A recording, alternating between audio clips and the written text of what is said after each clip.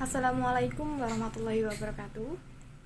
Yang terhormat Bapak Indra Kurniawan selaku dosen pengampu mata kuliah Manajemen Strategik, dan yang kami hormati teman-teman kelas akuntansi KP2 2019. Di sini kami dari kelompok 8 akan mempresentasikan hasil kerja dari kelompok kami yang berjudul Strategi Fungsional. Sebelumnya, perkenalkan anggota kami. Yang pertama Zainiatul Akhiroh dengan NIM 1962072, dan yang kedua Elinur Nasali dengan NIM 1962083, dan yang ketiga saya sendiri Nur Aini dengan NIM 1962097. Pengertian strategi. Strategi merupakan rencana komprehensif untuk mencapai tujuan organisasi, tidak hanya sekedar mencapai, akan tetapi strategi juga dimaksudkan untuk mempertahankan keberlangsungan organisasi di lingkungan di mana organisasi tersebut menjalankan aktivitasnya. Selanjutnya ada pengertian strategi fungsional. Strategi fungsional merupakan strategi yang bertujuan untuk meningkatkan operasi bisnis terkait fungsi bisnisnya seperti pemasaran, manufaktur, pelayanan pelanggan, penelitian, dan pengembangan.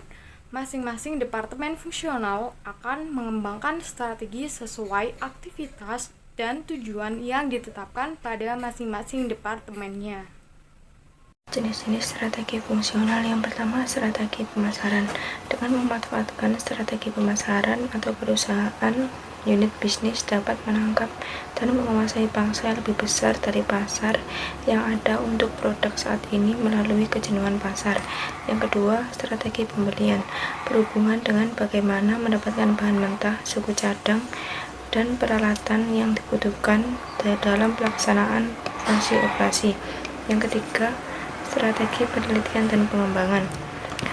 Perusahaan-perusahaan yang bergantung pada teknologi untuk keberhasilan mereka semakin memperhatikan perkembangan strategi R&D yang melengkapi strategi tersebut tingkat bisnis. Yang keempat, strategi operasi. Strategi operasi menentukan bagaimana dan di mana sebuah produk atau jasa diproses atau dibuat. Yang kelima, strategi logistik. Berhubungan dengan arus produk ke dalam dan keluarnya bahan dalam proses manufaktur. Yang keenam, strategi manajemen SDM. Perlu menjawab permasalahan apakah perusahaan harus menyewa karyawan atau tenaga kerja yang kurang terampil dalam jumlah besar yang tentunya akan menerima upah rendah.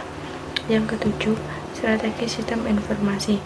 Strategi sistem informasi berfokus pada teknologi, infrastruktur, serta kebutuhan tenaga dengan keterampilan yang sesuai. Yang kedelapan, strategi keuangan. Menyediakan perusahaan suatu struktur finansial dan dana yang cukup untuk mencapai tujuan secara umumnya. Langkah-langkah menentukan strategi fungsional. Yang pertama, mengidentifikasi kompetensi inti perusahaan atau unit bisnis.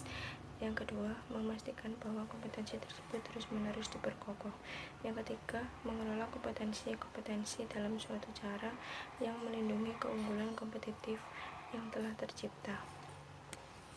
Selanjutnya yaitu strategi yang harus dihindari. Yang pertama, mengikuti pemimpin. Meniru strategi pesaing pemimpin kelihatannya merupakan ide yang bagus, tetapi hal itu mengabaikan kekuatan dan kelemahan tertentu perusahaan dan kemungkinan pemimpin salah. Yang kedua, pukul yang lain dan lari. Maksudnya, apabila perusahaan yang berhasil karena telah menjadi pionir sebuah produk yang benar-benar sukses, maka perusahaan tersebut memiliki kecenderungan untuk mencari produk superior lain untuk memastikan terjadinya pertumbuhan dan kemakmuran. Yang ketiga, bertempur. Memasuki suatu pertempuran bersemangat dengan perusahaan lain untuk suatu peningkatan pada pangsa pasar mungkin memang menaikkan pendapatan penjualan. Tetapi biaya-biaya seperti promosi, iklan, R&D, dan pemanufakturan yang tinggi justru lebih dari apa yang diperoleh. Yang keempat, melakukan apa saja. Ketika dihadang dengan beberapa peluang yang menarik, pihak manajemen cenderung mengambil semuanya. Pada awalnya, perusahaan mungkin saja memiliki sumber daya yang cukup untuk mengembangkan setiap ide-ide ke dalam sebuah proyek, tetapi kebutuhan akan sumber daya yang besar bagi setiap proyek dengan segera akan menghabiskan uang, waktu, dan tenaga yang ada. Yang kelima, kehilangan tangan. Maksudnya, perusahaan dapat saja telah menanamkan investasinya yang begitu besar pada suatu strategi tertentu, di mana manajemen puncak justru tidak bersedia menerima kenyataan bahwa strategi tersebut tidak berhasil diterapkan.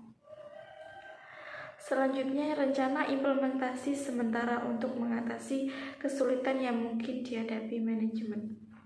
Yang pertama, menyusun skenario. Yang kedua, sikap manajemen terhadap resiko. Yang ketiga, tekanan-tekanan dari lingkungan eksternal.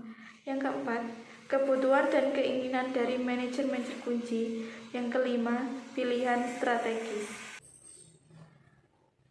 Pilihan strategis adalah alternatif yang tersedia bagi para pengambil keputusan untuk menggunakan sumber daya yang tersedia dan memanfaatkan keunggulan kompetitif. Faktor yang berpengaruh terhadap pilihan strategis yaitu tingkat pilihan dalam merumuskan strategi bisnis ditentukan oleh sumber daya perusahaan dan oleh faktor eksternal seperti pesaing dan masalah lingkungan. Kompetensi manajerial dalam hal kemampuan perusahaan untuk mengolah area aktivitas baru dan akuisisi juga akan mempengaruhi pilihan, dan oleh karena itu juga mempengaruhi pengembangan strategis masa depan perusahaan. Demikian penjelasan dari kelompok kami. Terima kasih. Wassalamualaikum warahmatullahi wabarakatuh.